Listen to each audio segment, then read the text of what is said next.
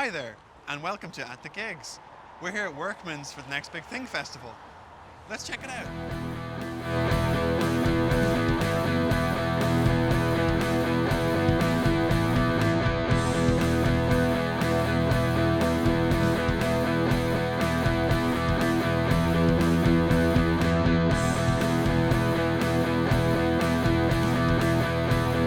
Hi, Apollo. Hi, thank you for having me. Sorry, I'm going to take this take then. that. Perfect. So, what was it like playing at the Next Big Thing? It was sick. It was really fun. I've never even seen this venue, and to get to play it, kind of an intimate vibe, but enough space for people to crowd it. So that was pretty sick. I really appreciate being asked.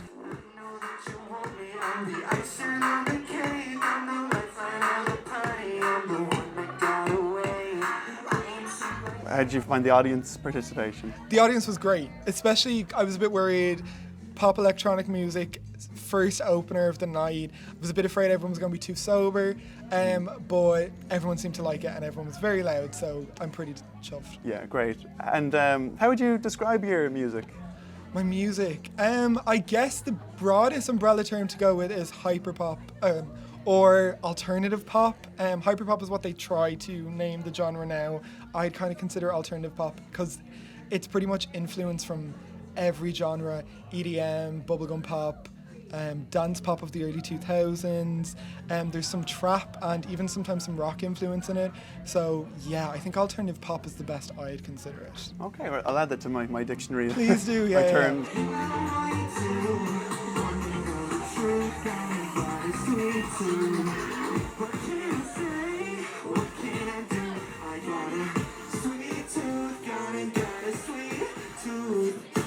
How did you get inspired into music? So I probably have the oddest story of this ever, because a lot of people have, I grew up with my parents playing jazz or Motown or something like that. It's partially because when I grew up I was a huge gamer and I was really into The Sims.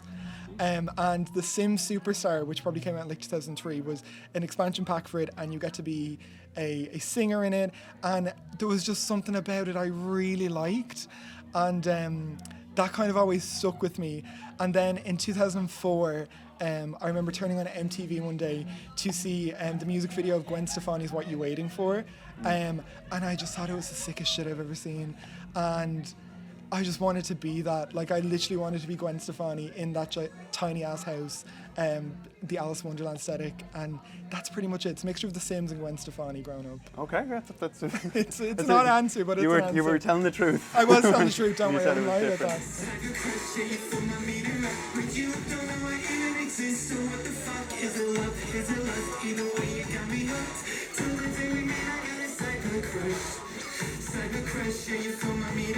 So my final questions: are you the next big thing? I would like to think so. I don't know. In Ireland at the moment, I mean, when I released Soda Pop a year ago, that was my debut single as Apollo Monroe, and the reason I wanted to get into this kind of experimental pop, alternative pop, hyperpop, whatever you want to call it, is because there's no one in Ireland really doing it. There's a gigantic scene in London that stemmed from the PC music, and then there's a huge hyperpop scene in America now because of it. You have like Charlie XCX, you have smaller artists like Dorian Electra, Rina Sawayama, A.G. Cook, Fraxium, all these pop artists doing really cool things, which I feel like sometimes people think pop is very restrictive and it's very adhering to the mainstream charts. So I kind of wanted to do something really exciting with it, and I hope I don't sound too big-headed that I kind of think I'm the only one doing anything that exciting in pop in Ireland.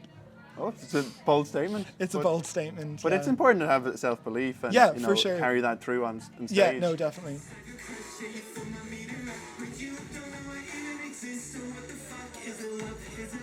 Oh, well, we're very excited with that, and we hope to see you soon in the future.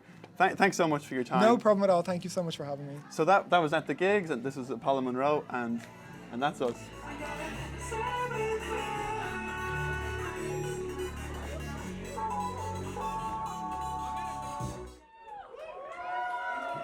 Thanks for being with us, Nara. No problem. And how was playing tonight? It was amazing. Like, I haven't played a gig in about a year and a half, and this is my first gig as Nara. I did one solo gig before this, so it was nerve-wracking at first, but I really enjoyed it. Just being back and seeing live music, it's amazing. Oh, of course. Yeah. And yeah. and how was the audience? It's so good, like such a good crowd. I have a few of my friends in the crowd as well, so they were singing back to me. It gave me all the energy that I needed, and everyone seemed to enjoy it, so I'm happy, yeah. What's it like being on stage kind of by yourself? Do you enjoy that? It did take a while to get used to it, but once I think I get over the first 2 lines of the first songs, I'm just like, I'm comfortable enough. Like, it's hard to know what to do when you're on the stage, but I think after practice you kind of get more comfortable with it. Yeah, definitely. Yeah. Sure. Even Mick Jagger started somewhere. Exactly. I don't have his moves though. Sorry, that's a dad rock reference. Yeah. And how did you come up with the name Nara? It's kind of a long story. So me and my sister were really into tarot cards. So we're playing tarot cards. One came up, it's called Habi Nara, and the whole meaning of the word means mother of the earth, but I really liked just the part Nara, so I looked it up, and apparently in Gaelic it means happy, so I was happy to go with that. Yeah, that sounds good, yeah. Yeah. Something Irish. And how did you get started in music? So I started songwriting, I think, when I was in transition year of school. I've been singing since can't remember, since I've been a kid.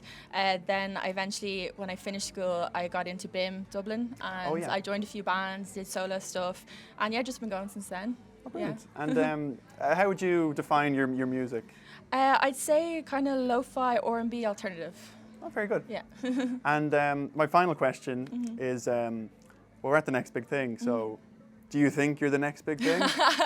I hope so. That's for the people to tell. Fingers crossed. Very good. But that's all from us, so Okay. really appreciate your time, and you. thanks for being here, and best luck in the future, and we hope to see you around again. No problem. Thanks so much for having me.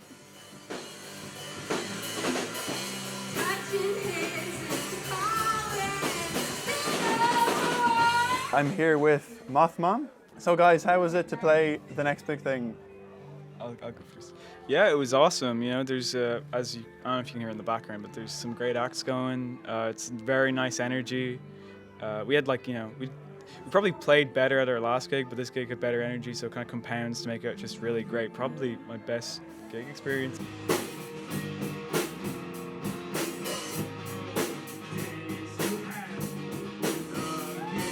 It's the first gig anyone's moshed at that I've played. That was pretty cool. There's a girl in the front moshing, and I looked over, I was like, what the fuck is that?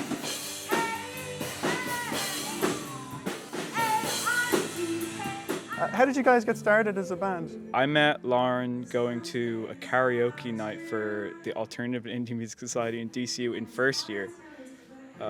Post Lauren dropping out of marketing, and COVID happened. She just messaged me, and I just think she messaged the rest of you. Me, Lauren, and Oisín went to DCU, but Lachlan goes to Trinity.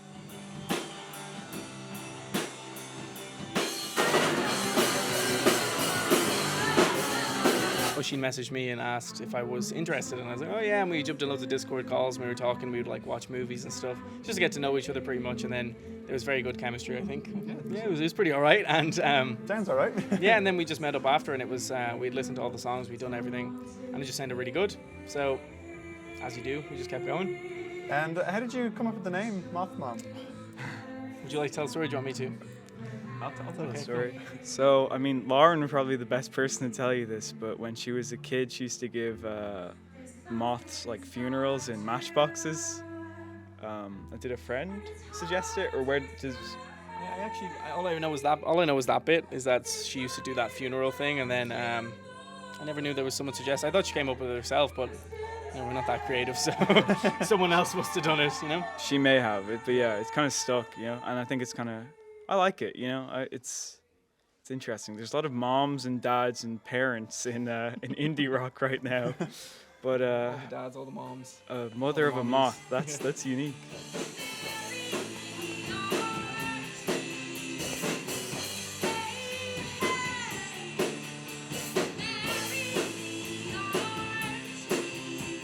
Do you have a favourite song to play live? It's kind of developed. A lot of the songs were a bit more mellow before we all put our own stuff on it and everything. And the last 3 songs are probably my favorite. They're all quite upbeat and quite high tempo. Lots of, I can just play whatever I want, as in like as fast as I want and as whatever, and it still keeps going. Probably Kick Your Teeth In, which we have just recorded in the studio. Should be out pretty soon anyway. So like the band version instead of just solo version. So that'll be good. That's probably my favorite anyway. Yeah, I'm kind of on the same path where I love the last 4 songs. However, I think the addition of Archie Marry Me as kind of like our first cover, it's kind of a really nice addition, and I think kind of balances the halves more, because I thought the second half does have a lot more energy. I love Mushy Head Fox because I get to scream. I was just slapping my guitar out there. So yeah, I think I'll go with Mushy Head Fox or any of the 4. Actually, no, Kick Your Teeth In, jogging. The jogging gimmick will never get old. That's what I do on stage. Yeah, I jog. I jog for minutes. Well, you seem spoiled for choice. I really like. I was listening to it this morning. Mushy Head Fox. Mushy Head Fox. Yeah, I think that was great. My final question is: do you think you are the next big thing? Usually people say that I'm quite modest. but I'll say yes. There's a lot of next big thing acts here, a lot of pop acts and everything, which probably would find more success. But in the music scene, in the indie music scene, we've kind of carved ourselves a little corner of people who enjoy it. Most of them go to DCU, but a small corner of people who enjoy the music, and that's pretty much it. Like, I looked out there and it was like there was a lot of people just mouthing the words, and that was weird. A lot of people just kind of go. They're like, oh, I'll go and I'll check it out. But like when they know the words and they know the music and stuff, it makes a big difference. So if you can keep growing like a small following of people that really like it, then obviously that's success. But like obviously, make a lot of money out of it would also be nice. That'll be okay.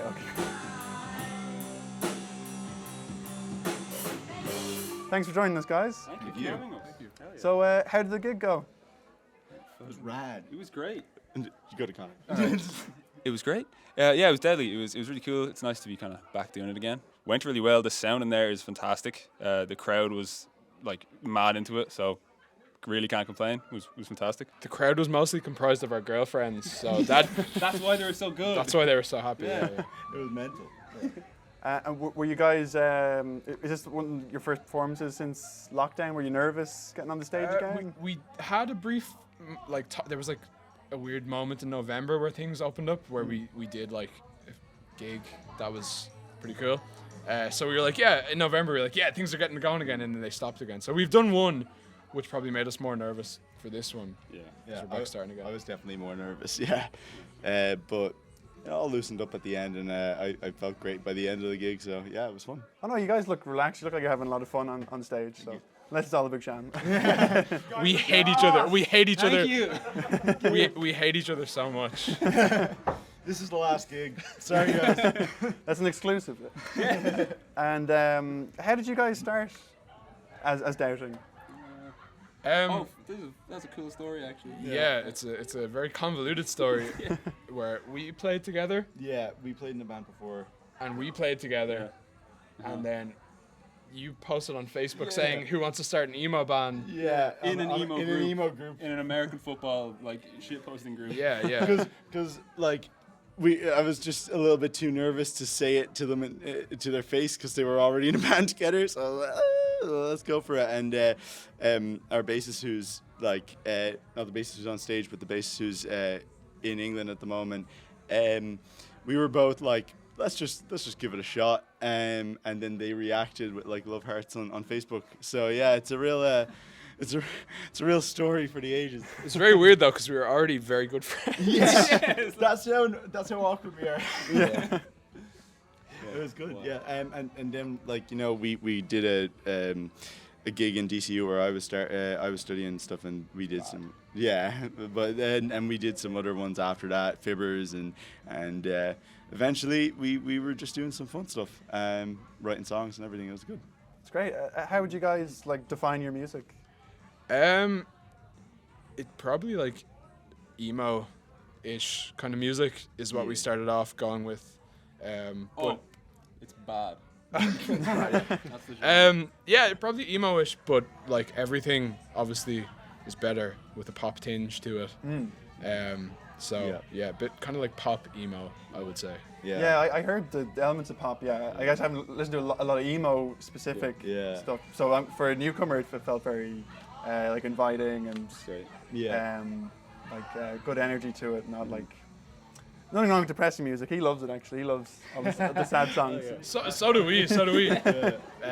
I think we're approaching the idea of making more more openly sad songs, but I don't know. I think anything with an element of like pop to it is probably good. Yeah, something with happy sounds and sad lyrics is always kind of the way to go. And Sad stuff you can dance to. The Cure. I mean, it's in the name. Yeah. Speaking of names, how did you guys come up with Doubting? Oh, every emo band has a verb name. Okay. Snowing. Snow isn't Foxing. a verb. You can't Foxing. snow. Like there's every emo band has a verb name. So Leon suggested doubt, and then I said doubting because you have to make it a verb. Yeah, and I was like, hell yeah, Because absolutely. no doubt is already a band with Gwen Stefani. Isn't That's it? true. Yeah, and she isn't in our band, so we couldn't get her. Couldn't get her. Yeah, No. sorry about that. She's touring. Yeah, she is touring at the moment. That is the only excuse. I swear. And the final question, the most important question: are you the next big thing? No, I hope so. absolutely not. What do you Unequivocally mean by not. Big. I think Big like. You got like big sounding. Yeah. I suppose it's how We you sound define it big. yourself. Yeah. Actually, that's smarter than what I was thinking. I think a lot of the people we saw tonight are the next big thing. I think it's such a pleasure to be playing with such amazing artists whenever we play, and I'd be glad to play with them my whole life if I could. So Yeah, I think not. I think we're all gonna have normal jobs in like 10 years, and I think we're still gonna be making music. But I think the way that music works these days is that it's gonna be, no one's gonna be big except for like Drake. So big is a funny word. yeah. You know, Yeah. I think we could be big for ourselves and just Yeah. be happy with that. You know, make But the music we want to make. And we you know, if like 10 people listen to our music, we'd be like, yeah, that would be, you know, we'd be happy with that. Like, if Absolutely. anyone walks out Yeah. here liking what we just did, we're happy. yeah. So I We think got 2 new followers. we got 2 new. Yeah. So maybe we are. Guys, You were checking Instagram. You were checking Instagram on stage. On stage, yeah, exactly. Yeah. But That's yeah, QR code. I think the term big refers to like something different now that with Spotify and streaming services. So yeah, genuinely, I think if 10 people listened to our music but genuinely liked it, it would be good. That's what Rather we're than happy like 20,000 people listening to it, us in a Love Island commercial or something like that. with. We do have a song for them actually. Well, we do love Love Island. Yeah, we do. Yeah. That's yeah. All right, well, that's great, guys, and that sounds like a really worthy pursuit. Like you gotta, you know, you have to define it yourself. So I'll always think of that now if I ask that question. It's what is big to oneself. So thank you for enlightening me, and I hope we've enlightened you, audience members. We were just doubting ourselves the whole time.